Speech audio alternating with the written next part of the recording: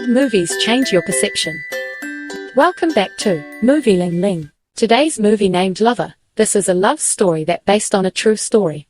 Go back 90 years to 1929 in the French colony of Vietnam. A 15-year-old girl arrives in the mysterious land of the Orient wearing heeled dancing shoes and a pocket dress. Her lipstick is unevenly applied, and a man's hat on her head separates her from the other women. There was a time when the little maiden showed her style. The day she left home to go to boarding school.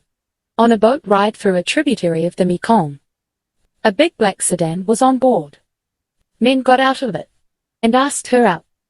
His hand trembled as he handed her a cigarette. The man is worried about being yellow.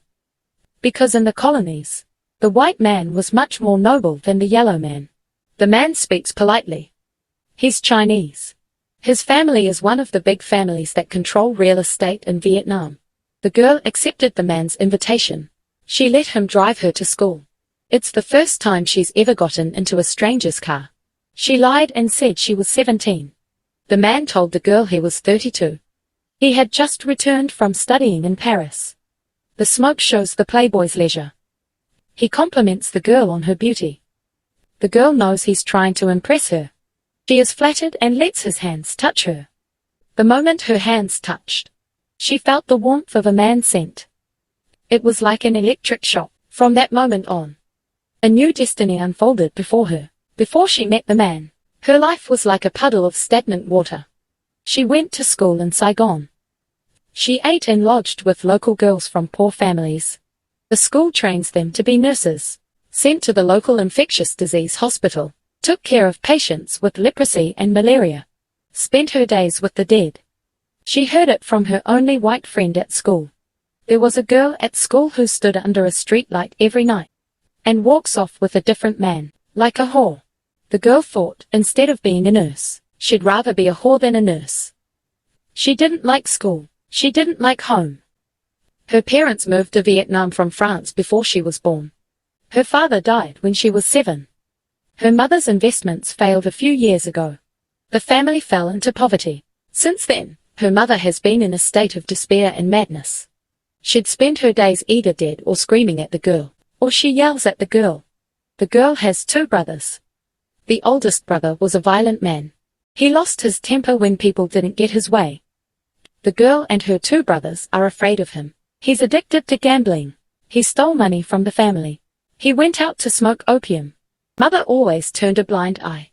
Mother was kind to big brother. She took it away from my brother's good girl. Mother never praised the girl, even when the girl's writing was praised by her teacher.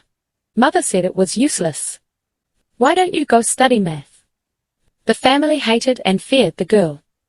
One afternoon after the man sent her back to school, she saw the black sedan on campus. She was surprised that the man had come all the way to see her. She approached him and shyly bowed her head. She leaves a deep kiss on the window of the car. She begins to anticipate the car's arrival. She's even a little nervous about it. Until one afternoon. The school was closed. The black sedan came again. It drove them to a room in a deserted alley. The man said his father had bought the room. A place for Chinese bachelors to meet their lovers. You could call it the bachelor's golden house. For the relationship between the two, the maiden had long ago defined. To make him one of many lovers. The maiden encouraged the man by saying, "Do to me what you have done to your other lovers." But after carrying him naked to the bed, the man suddenly turned his back, because he was afraid that the girl was too young, and that it would be wrong to do so. And more importantly, this amorous man was a little in love with the young girl. So much so that he couldn't bear to hurt her. Instead, the girl gathered the courage. She closes her eyes to explore the man's body. And yet she's bold. He told himself, this is the way to become a lover. The man reacts. He pressed the girl against him. The girl was afraid, curious, and she meets him. The girl knew life couldn't get any worse. She smelled her lover's lust. She forgets herself. In the midst of it all, she takes in the thrill of skin-to-skin contact and enjoys it immensely. She thinks of the ocean as a vast expanse. After the desire had receded, she was confused, as if she were the only one left in the world. She thought of her mother's misfortune. She thought of her hatred for her elder brother. Poverty and fear permeated her girlhood. The family had no choice but to live without shame. They did everything they could. The men were infected by her sadness.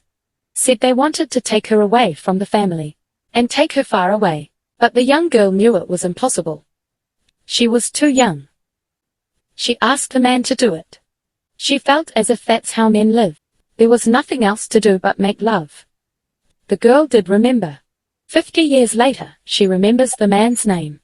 She remembers what that greenhouse looked like. Dark and stuffy. When they were together, the unexpected clamor was like another world. After sex, they ate. They talked casually about each other's futures. They'll never see each other again, anyway. The man said he'd marry a woman. He said he'd soon marry a woman his father had arranged for him. He's never met her. It's just that the two families are a good match. The man also said he has nothing to do but love her. He's all alone. And then there's his love for the girl. In front of the girl. A man's despair is the same. It's only because of the similarity of despair in both of them. That day on the ferry, he came to him. Soon afterward, the girl's classmates saw her in a black sedan on a regular basis. They ostracized her even more. The school didn't allow sleepovers. The young girl's disciplinary letter was quickly sent to her mother. Her mother was furious. Her elder brother was gloating outside the door. He said her mother had better beat the girl to death. To explain, she took the man to her family. That night, the family ate as if the man was invisible. In front of the yellow people. They maintained their white pride. But when it came to the food in the fancy restaurants, they had no qualms about it. They ate it all. Young girls have to ignore men in front of their families. She has to ignore men, too. He was afraid of his violent older brother, and had to treat men as a disgrace not to be told. The man obviously felt it. After the check, he went back to the Golden House and did it to her. When the young girl asked how much she'd pay me if you'd just done it to a whore. How much would you pay me? She asked the man for $500. For her mother to give to the school in exchange, her license to stay out all night. I don't love you. All I want is your money. They've said this to each other countless times. Or asked each other to say this. Compared to love. Money is the purest thing. You don't have to worry about class. Or the future. They're always afraid to think about it. But at the crucial point when the future comes, a man thinks of a young girl. The man's father was very sick. Before returning home for a visit, he gave her a ring that had been passed down from his mother. The girl took it, but she couldn't help but feel a stirring in her heart. His brother's words reminded him again of how unseemly it was for a white woman to be with a Chinese man. She cannot love this man. She and her lover had no one's blessing. They seemed to have betrayed the world, playing a game that belongs only to the two of them. And so she greeted the man who had returned from China. Man was depressed. His father is not dead. He couldn't inherit his father's fortune. He mentioned to his father that he wanted to marry a young girl. He was rejected without question. In his father's eyes, the maiden was a little white whore. Man dared not disobey his father. Without his father's money, he was nothing. All he could do was tell the girl he loved her over and over again. He'll never feel this strongly twice in his life. That's coming from a 32-year-old man. And it was the girl who reminded him not to be silly.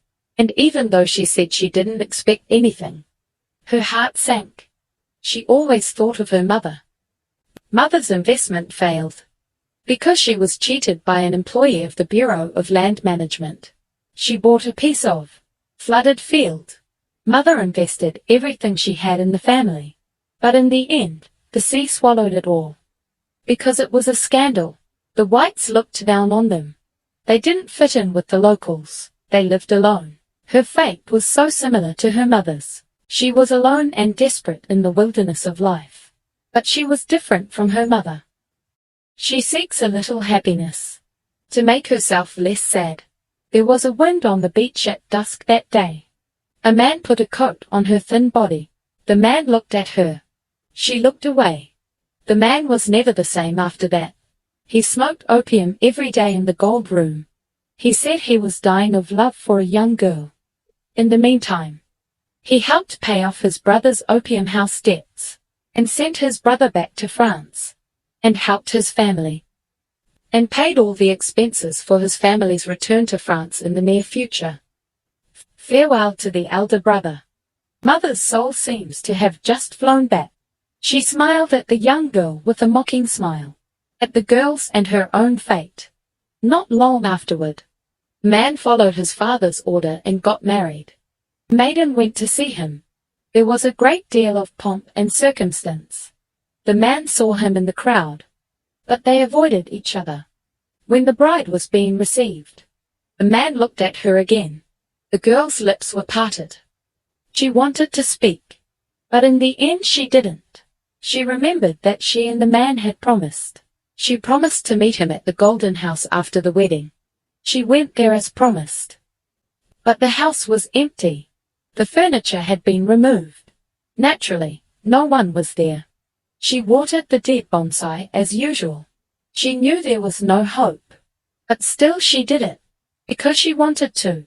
Sometimes that's how life works. She waited in that room until evening, and no one came. So she left. Outside, it was nothing like it was in the daytime. A cold stone road. She sat in the yellow cart and bobbed. And again. And then a few days later, the family was on a boat back to Paris. She was still dressed the same. Dancing shoes with heels. Pocket dresses. The man stood politely alone at the rail. She tried to be calm. But as the steamer's whistle blew along goodbye, she began to weep. As the ship moved away from the harbor, as the scenery changed, she saw the black sedan parked there. The man was sitting in the back seat, not moving a muscle. Frustrated and disheveled, he rested his arms on the railing, just like when they first met. She knew he was looking at her, and she looked back, until the land disappeared. That night, as the ship crossed the Indian Ocean, someone in the lobby was playing a Chopin waltz. It was like a voice from God. A feeling came over her that she couldn't describe. She thought of her Chinese lover. She wasn't sure. Had she really never loved him? Or was it just water in the sand? Lost in the sand of their story. The music was like the sea. She was looking back at it, while she cried out loud. And then she got married. She had a child. Then she got divorced and wrote a book. 10 years later, the man brought his wife to Paris. He called her. A familiar Chinese accent, with a tremor. The man exchanges a few pleasantries, and soon fell silent. Then he said it was the same as before. He still loved him, and that he'd love him till death do us part. She wrote that down, and wrote their story in a novel called The Lovers. By that time, she was very old. She believed he had said till death do us part. So she had a fantasy. One day there would be a man. Maybe that man will meet her by chance. He'll tell her, I know you. I'll always remember you. You were young then. Everyone said you were beautiful. And now I've come to tell you, I love your battered face more than you did then. It's a beautiful fantasy. It's always fresh in his mind. The romantic and sad story is over. We'll see you next time.